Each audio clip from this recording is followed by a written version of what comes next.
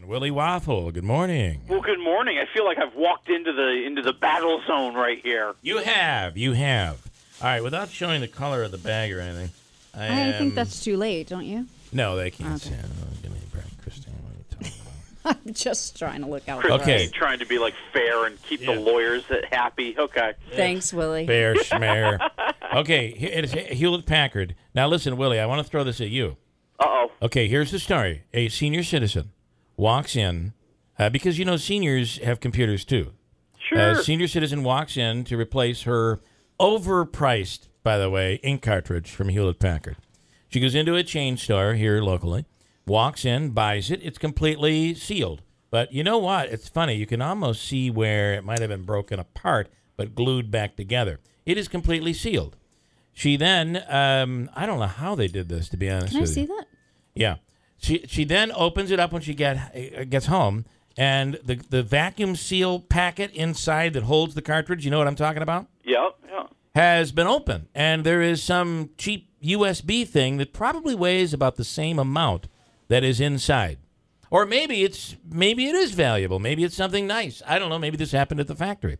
Anyway, so clearly the package that she purchased wasn't there. So she goes back to the store, customer service. The customer service rep said, "I'm sorry, we can't help you. It's open." Okay. Yeah, it's open.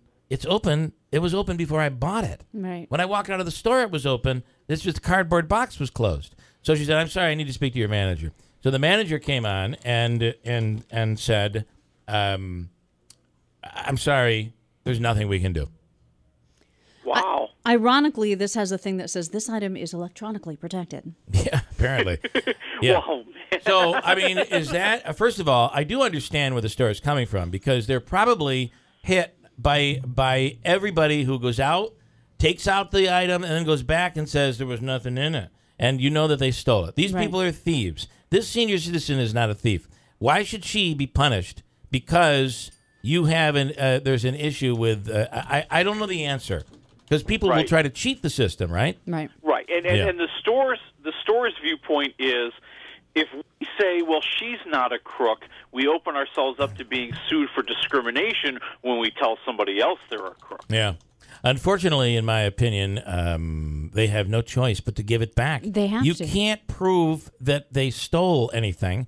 You have to trust the customer. Otherwise, Well- you lose a customer. And the bottom line is, how much does that ink cartridge really cost? Correct. I mean, you know, Probably come 13 cents, and they're selling it for $37.99. Hold on, Willie. Debbie wants to pipe in. Go ahead, Debbie. I can give you about 15 seconds, and then we're on to Willie. Go ahead. Okay, all I wanted to say is it could be a restocking issue where maybe someone had taken it home, purchased it, and resealed it, and they brought it back. It was sealed, so That's they possible. restocked it on the shelf. That is possible. Yeah, but it had a different product in it. It Right, did have a the different person at home product. could have done that. Right. Now, here's the question, though. Should this senior citizen be screwed over because something, somebody took something back and they didn't open it up to look at it, right? I mean, if you returned the item to customer service, they would have to open it up and see, yes, the seal has not been opened. We'll accept this. But if they No, accept... I understand that. I'm not saying that she should get screwed over. Yeah. But there might be a way, if that had happened, for them to go through the system. And it's interesting, too. They put in an item that's this USB hub that probably is about the same weight as the cartridge. Right, So, but somebody that would return something would try and do that, so they wouldn't get caught. Right. So almost like they knew what they were doing, right? Thieves. Right. These thieves are ruining it for everybody. Debbie, thank you. I appreciate it. You're welcome. Have a great day. We'll take more on this. And next hour, Willie, I'm going to announce the name of the store.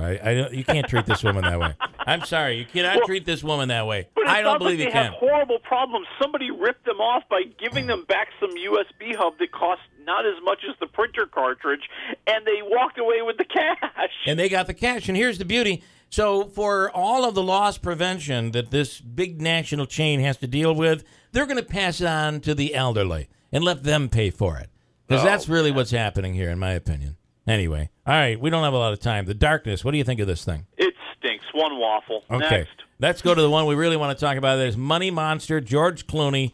I'm hopeful on this one. What do you think?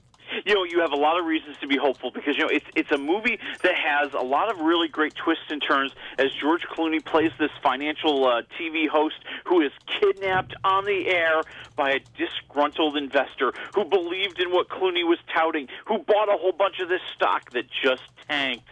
But there's a deeper story. There's a reason why it tanked, and now George Clooney's going to get to the bottom of it.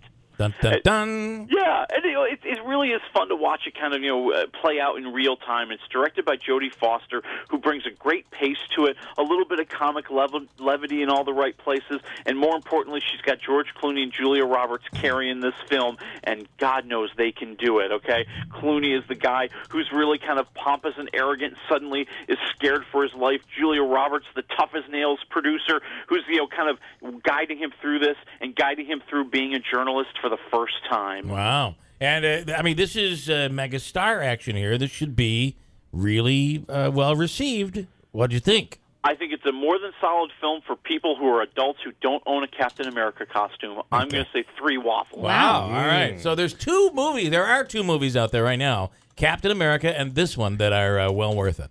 Oh, absolutely. And Love it. Deadpool's out on DVD this weekend, so you can have fun with that. Oh, I love it. You know, Willie, the line in the preview that I saw that made me think I was going to like this is when Clooney says they're on the ground and they're ducking like sniper fire, and he says, "They're shooting at me, not you." That was what made it really dramatic, I thought. Listen, I want to throw out 2 things here, Willie, before you leave. Observations on the program. Susan says, Andrew isn't acting as a devil's advocate. He's now acting as the devil. Oh, wow, like Andrew. And Michael says, assuming management will not be happy. Well, that's possible. They should have told her to get a hold of old Horseface, Carly Fiorina, to solve the Hewlett-Packard problem. But she's busy being Ted Cruz's vice presidential That is nominee, right. traveling the country to support Cruz. Figuring out what she's going to do now. All right, Willie, wafflemovies.com. Thanks. WIBX Utica. Rome, it's 7 o'clock.